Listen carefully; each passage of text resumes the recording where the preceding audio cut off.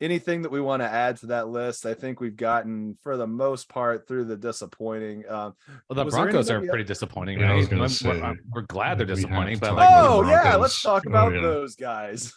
Yes. what the hell is that all about? Yeah, Russell Wilson, He's funny. I personally believe the guy's washed up. I really do. And I think that he was showing signs of it last year when Chris and I were trying to figure out what we were supposed to be doing with our quarterback position on our shared fantasy team. Mm-hmm.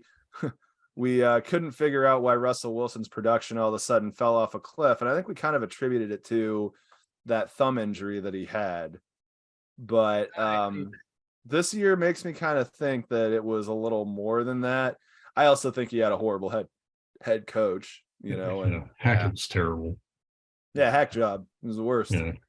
Nathaniel, what's his name? No, and I don't know if there's anything to take from the fact that, the last maybe 2 or 3 weeks of the season, he started to play a bit better. I think he played really well against the Chargers last weekend.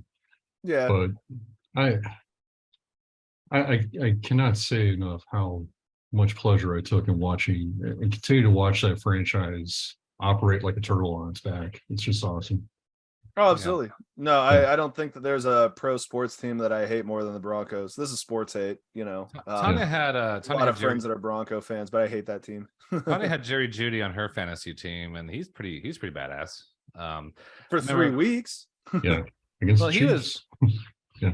The God, he was like very upset. Like, well, obviously he's just like Russell Wilson's like he was defending him really hard. It's like, this dude's more competitive. He knows what he's doing. It just I'm curious to see what's going to happen next season whenever he's back in the game there and doing his thing. I'm not weird ass season this year for them, and we'll see what happens with them. But I'm not counting them out yet.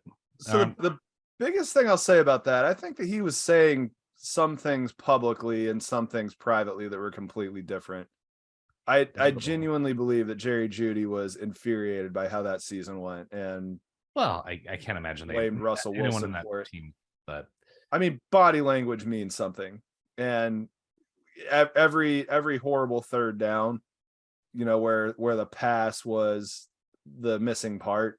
I mean, just look at the way that Jeudy was, and that's how the defense was. That's how everybody was, and it was they turned on. Who was the running back they got rid of? Melvin Gordon, yeah.